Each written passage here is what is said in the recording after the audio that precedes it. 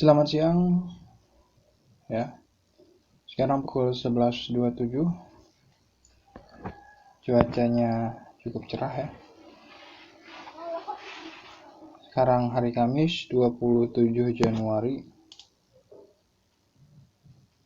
Ya, saya barusan saja bangun tidur karena masuk malam ya. Jadi tidur sebentar dan saya terbangun. Saya bingung mau ngapain. Jadi saya lanjutkan saja podcast ini.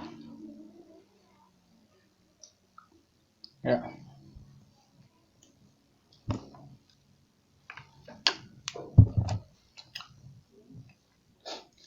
Kalau kita bicara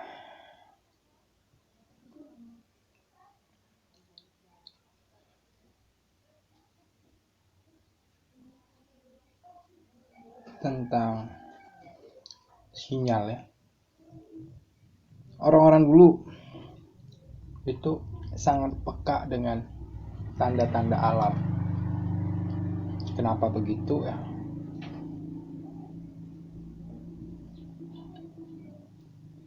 Karena mereka fokus kepada kepercayaan diri, ya, bukan kepada benda. Maka orang dulu tuh hebat-hebat. Ada yang melihat suatu tanda, oh di sana akan terjadi ini, dan ternyata benar. Kenapa? Karena mereka punya, pertama ya, untuk bertahan hidup di alam, mereka punya insting yang kuat. Ya. Mereka tahu mana yang beracun, mana yang tidak. Mereka kenal sangat dekat dengan alam. Makin kesini orang-orang mulai bukan abai bahasanya, perannya mulai meninggalkan atau transisi ya, dari zaman yang katakanlah dulu sangat bergantung dengan diri sendiri, sekarang bergantung dengan alat. Ya, seperti saya ini sekarang ini gitu ya. Tapi balik lagi, ada beberapa teknik ya yang memang diajarkan orang-orang terdahulu agar kita bisa mempertajam intuisi kita gitu. Karena kalau insting, saya rasa kita hidup ya bertetangga, tidak lagi di alam liar atau di alam luas ya. Jadi kita mungkin sudah mengalami kemunduran dalam hal insting. Artinya insting ini spontanitas dalam gerak atau melindungi diri gitu. Sebagai contoh, ada hal yang akan terjadi, kalaupun kita bisa counter attack-nya, itu karena pertama kita sudah terbiasa atau latihan, bukan karena natural ya, karena kita sudah tidak lagi terbiasa hidup di alam. Yang kedua, refleks. Gerak secara refleks kita berkurang pasti. Seperti orang zaman dulu pasti jauh berbeda, karena perbedaan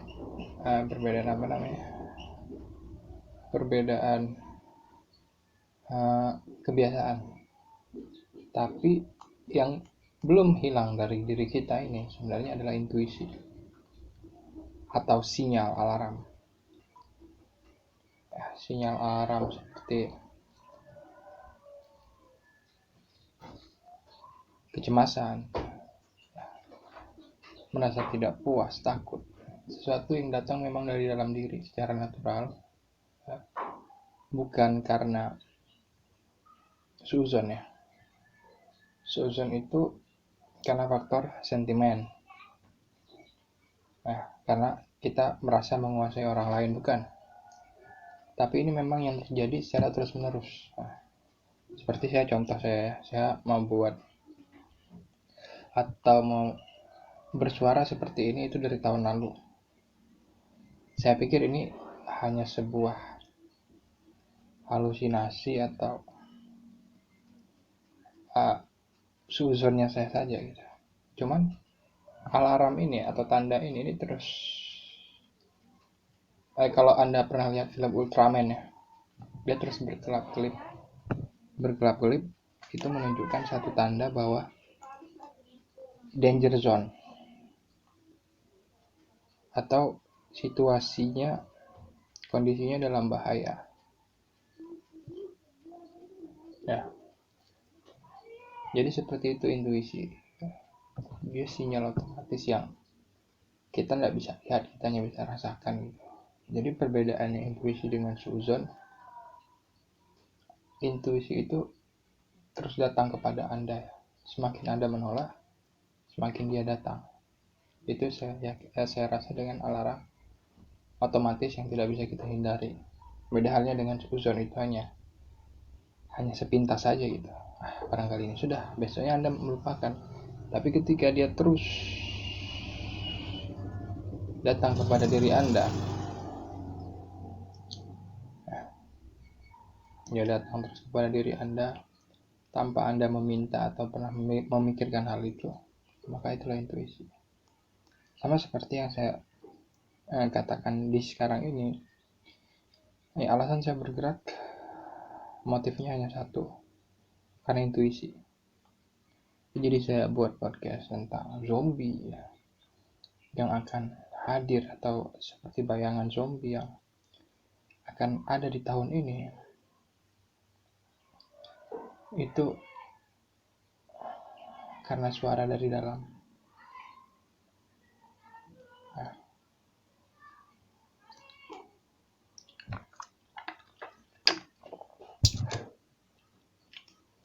Jadi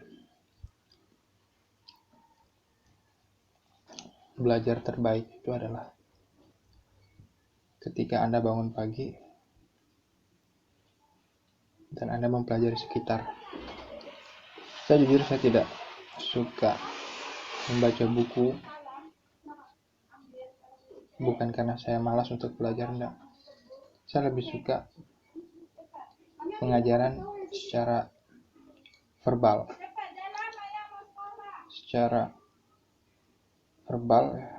Jadi saya lebih suka listening, mendengar. Dengan mendengar,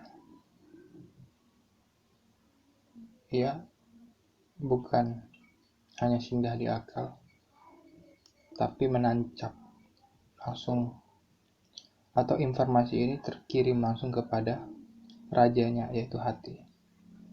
Kalau kepada akal, ya, itu hanya sebatas panglima. Jadi kalau ada pesan, kalau saya membaca, itu hanya sampai kepada akal, kepada panglima.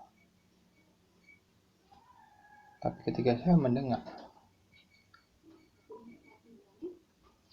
ya, itu bukan hanya sampai kepada akal, tapi kepada sang raja, langsung kepada hati.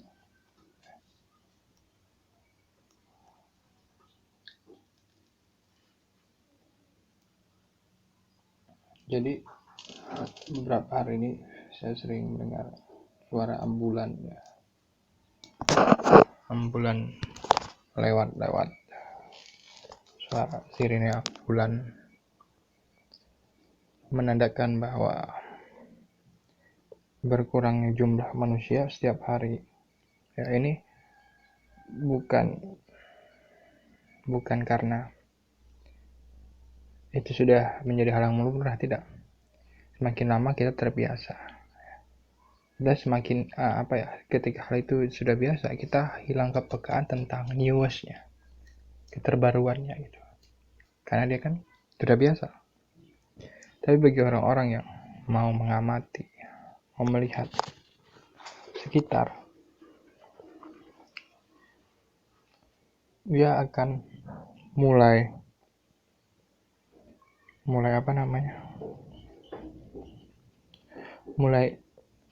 melihat tanda-tanda baru. Ya. Mulai melihat sinyal bahwa sebenarnya yang saya pahami intensitasnya sudah tidak wajar. Nah, jadi tingkatnya atau jumlahnya itu sudah tidak wajar seperti seharusnya. Saya rasa di tahun genap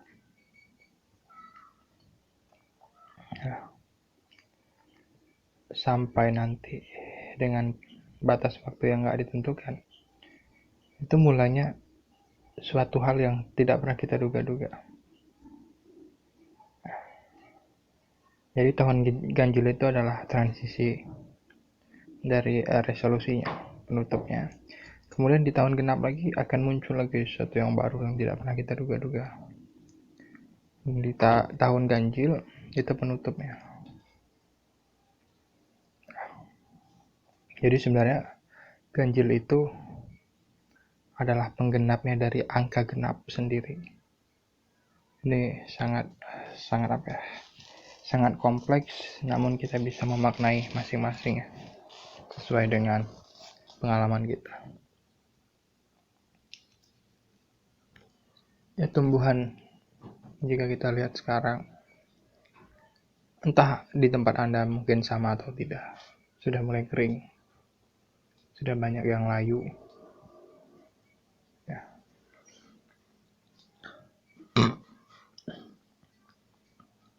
Bukan karena mereka ingin layu, tapi karena waktunya sudah datang.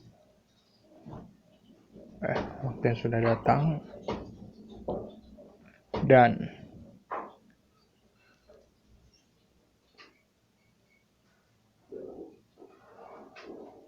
rumput-rumput ilalang sudah mulai menguning, mengering dengan sangat cepat.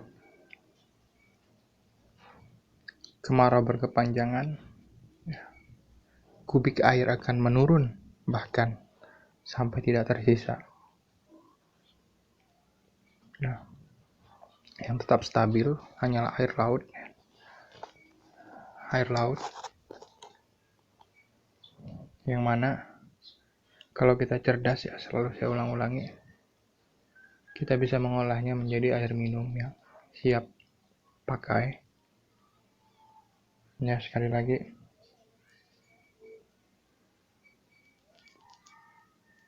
yakinkan pada diri Anda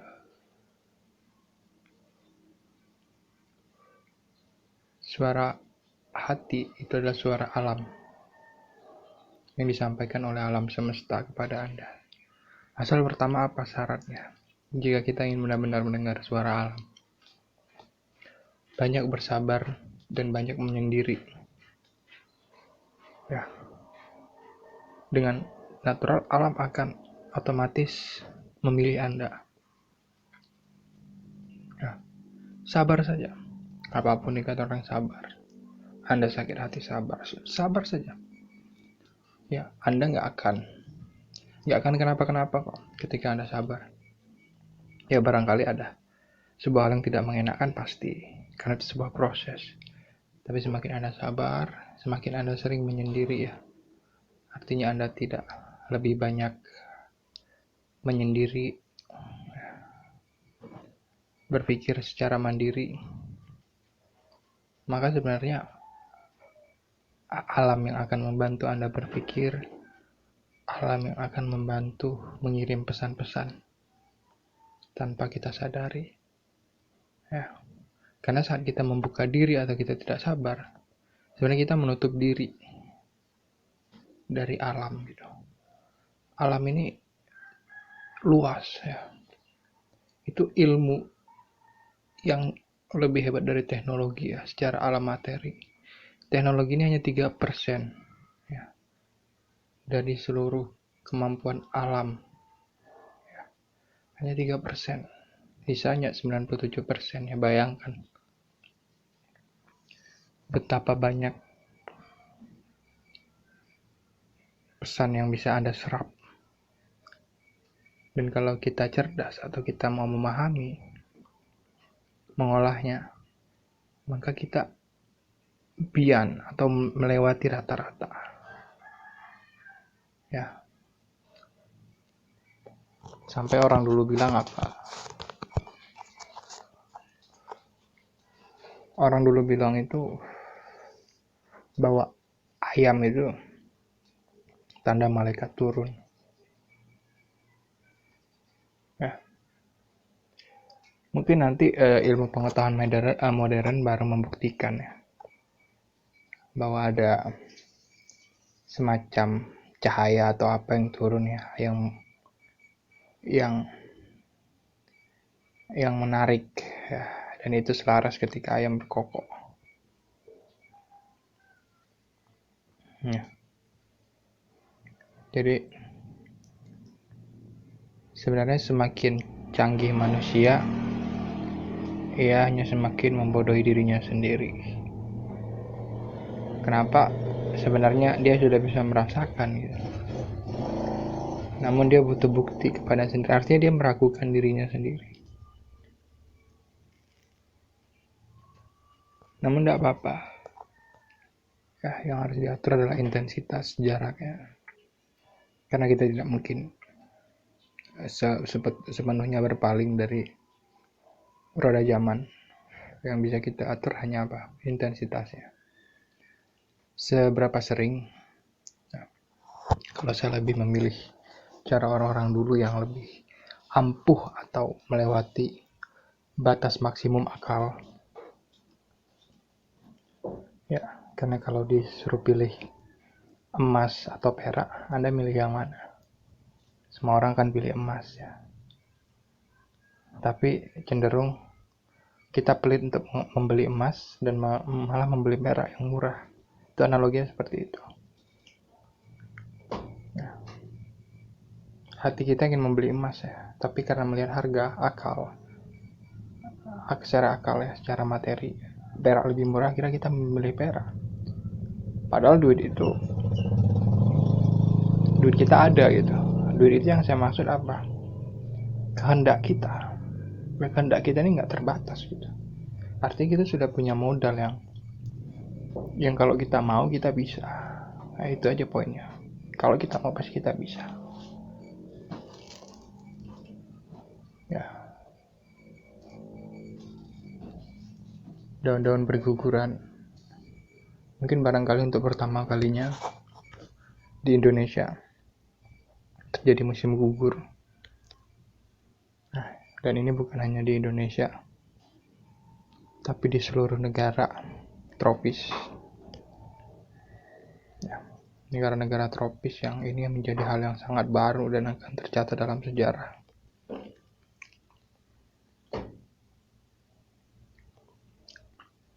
Saya mau katakan bahwa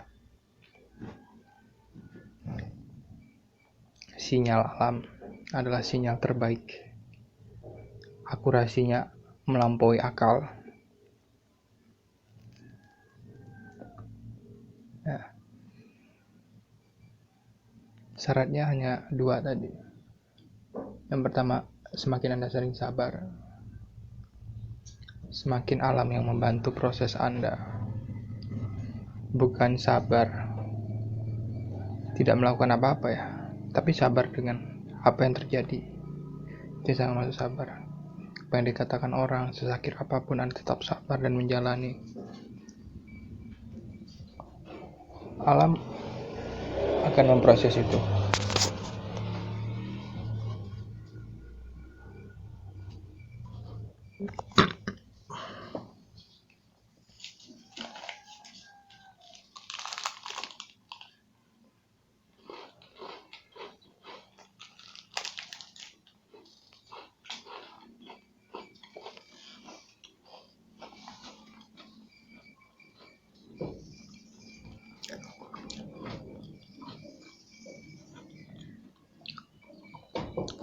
Balik lagi teman-teman. Setiap manusia dikaruniai kelebihan yang berbeda-beda. Itu semua berproses karena pengalaman kita, faktor lingkungan, kebiasaan kita, dengan siapa kita berkumpul, bagaimana cara kita merespon, apakah kita mencari berkah dari mereka, atau justru kita mencaci mereka. Itu semua yang membuat kita saat ini melihat dunia. Kalau saya melihat dunia, sinyal ini saya sudah dari tahun lalu ya, yang saya bilang barusan. Cuman untuk kali ini saya tidak akan meragukan lagi sinyal alam, karena ternyata itu dahsyat teman-teman, sangat dahsyat. Ya, bulan 3 ya, kira-kira sebelum puasa itu ya, kita akan melihat tanda-tanda mulainya munculannya. Bagi yang tidak peka, yaitu akan menjadi numpang lewat saja. Tapi bagi yang peka, dia tahu bahwa waktunya sudah dimulai, dan yang harus dilakukan adalah apa? Mempersiapkan. Ya, jadi saya sudah coba bicara bahkan ke teman terdekat saya. Mereka menganggap bahwa saya tidak masuk akal. Ya, karena ini memang bukan bicara tentang akal. Ini berbicara tentang penglihatan masa depan. Ya, mungkin Anda pernah mendengar tentang kisahnya Noah atau Nabi Nuh. Ya, bahtera Nabi Nuh. Saat akan terjadi banjir besar, ya, tidak ada yang percaya. Karena memang kalau melihatnya dengan akal, ya alam ini biasa-biasa saja saat ini gitu. Ya, saat ini biasa-biasa saja. Namun ketika ada seseorang yang menciptakan sesuatu hal yang besar, yang berbicara tentang big idea, ya, apalagi sampai dia bisa melakukannya, karena dia dipilih untuk perannya. Nah, dia dipilih untuk sekeras apapun Anda menjauh dari peran Anda, semakin kuat peran itu akan menancap di diri Anda. Ya, barangkali mungkin kita sering ya, tiba-tiba kok saya pengen ke sana ya.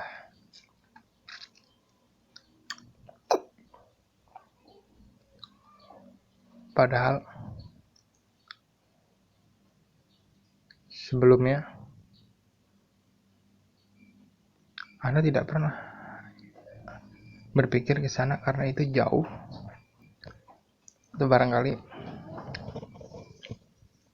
ada tempat yang jauh, yang tidak asing bagi Anda gitu, tapi Anda datang ke tempat yang asing ya. Percayalah, Anda digerakkan oleh semesta. Ya, Anda digerakkan oleh semesta. Ya, akal hanya membuat kita sadar ya. Membuat kita sadar bahwa sebenarnya kita dipilih. Ya, kita dipilih. Semua peran-peran kita ini sudah dipilih. Ya. Kehendak itu hanya dalam kita memproses informasi. Bagaimana cara kita merespon, itulah kehendak yang dapat kita lakukan. Ya. Namun gerakan tubuh, informasi, gerakan tubuh, hal-hal yang spontan, yang luar dari kendali kita, atau mungkin orang sering menyebutnya self control. Sebenarnya self control itu cara kita merespon, hanya itu. Hanya cara kita merespon di akal. Selebihnya itu under control. Kita di dalam kontrol yang saya juga tidak bisa jelaskan secara akal, secara data. Ya. Karena saya juga bukan ilmuwan. Saya bukan seorang pakar ya, dalam hal membuktikan ya. Sekali lagi, ya ilmuwan itu kan hanya ahli dalam membuktikan secara data ya, supaya itu menjadi parameter atau standar kesepakatan yang bisa dibuktikan dan bermanfaat. Itu tolak ukurnya ilmuwan. Kita sekarang berpendapat sering dihentikan ya, karena kita harus merujuk pada satu data yang akurat yang bisa dibuktikan. Jadi saya mau bilang bahwa ilmu pengetahuan di satu sisi ia adalah jalan baru, jalan baru. Tapi di satu sisi dia memperlambat atau mengubah jalan yang seharusnya cepat.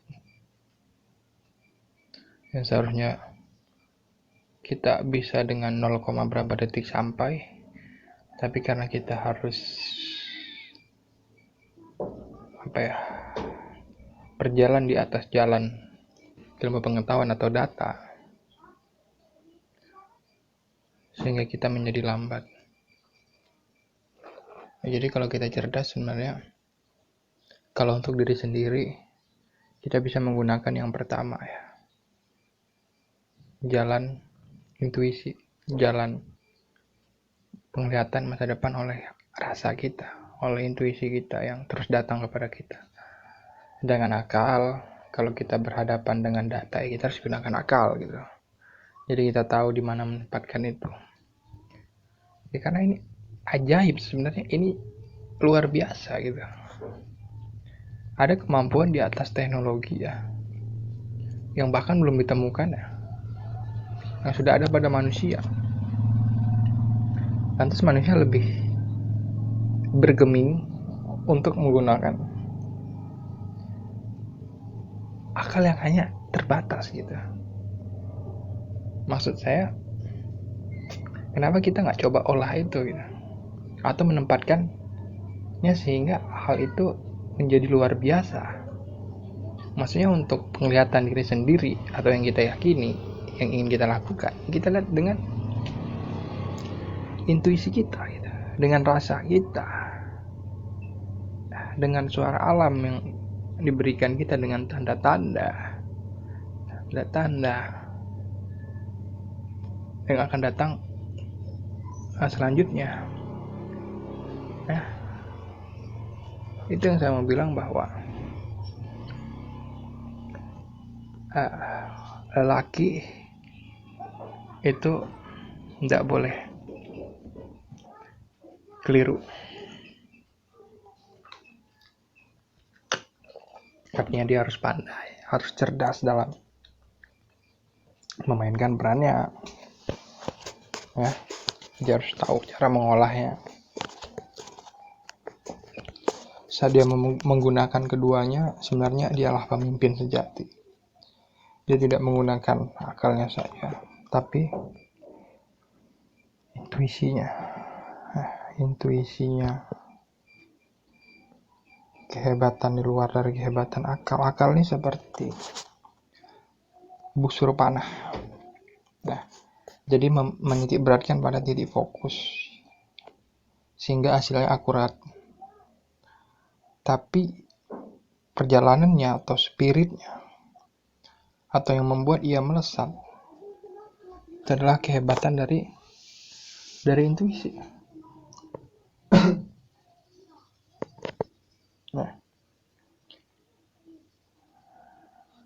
Saya hanya ingin berbicara. Saya tidak peduli lagi dengan apa yang namanya orang kritik siapapun karena ini natural gitu.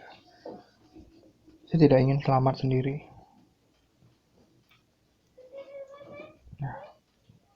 Dan ini bukan dari akal gitu, bukan untuk manipulatif atau apa. Ini pure dari suara hati.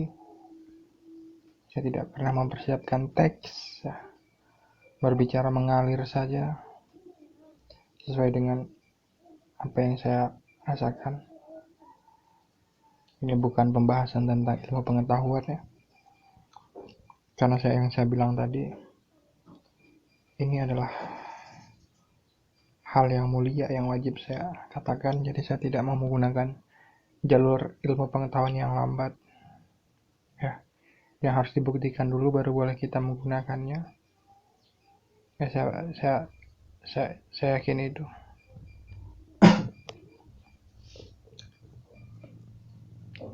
Yang kedua,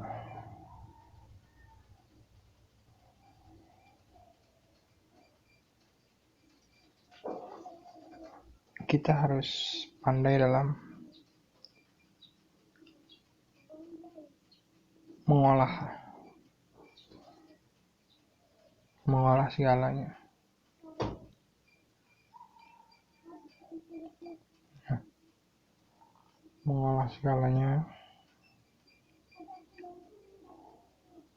Ya, sekalipun kita merasa lesu, tapi akan ada saatnya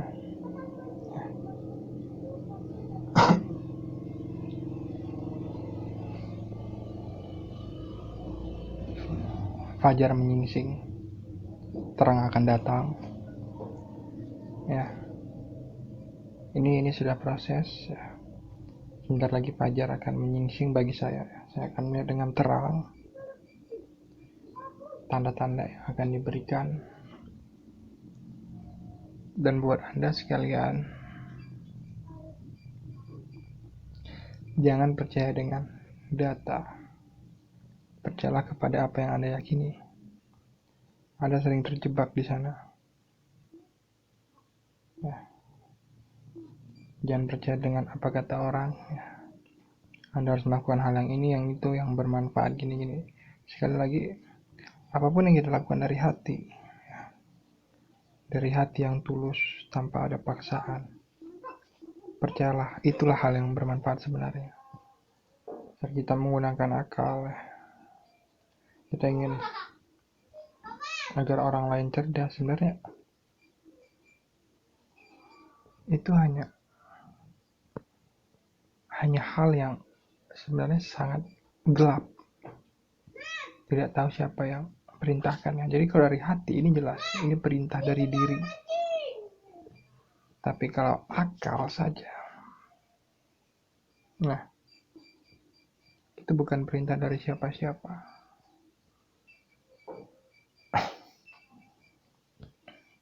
Makanya saya sekarang sudah sangat berat untuk melakukan sesuatu hanya karena data.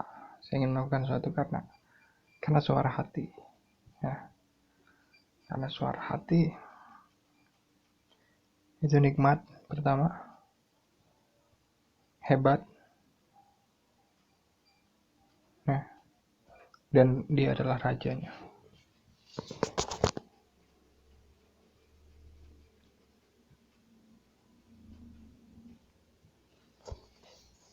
Nah, suara hati adalah suara kejujuran.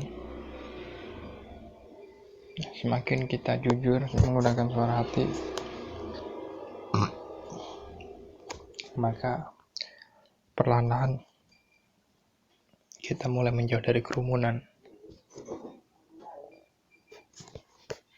Karena memang hati yang tidak sesuai tidak akan bisa bersatu.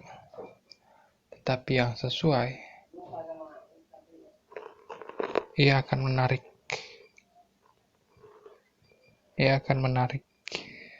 hati yang lainnya. Ia akan menarik hati yang lain yang sesuai dengannya. Ya. Ia akan mencari yang paling sesuai. Ya, sekali lagi.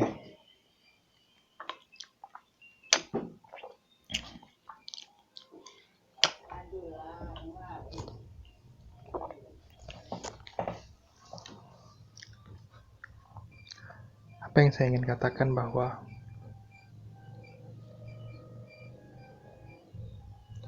jangan pernah mundur.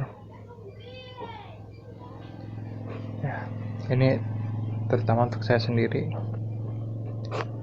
Artinya jangan senang untuk membaca data ya.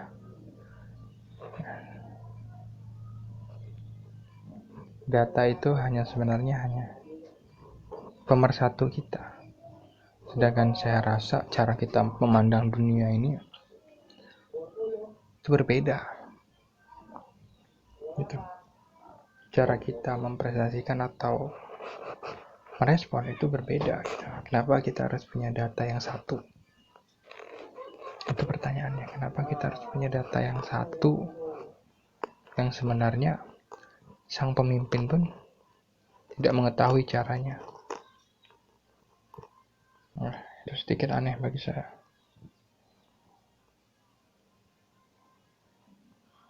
Ya, jadi saya rasa sekian.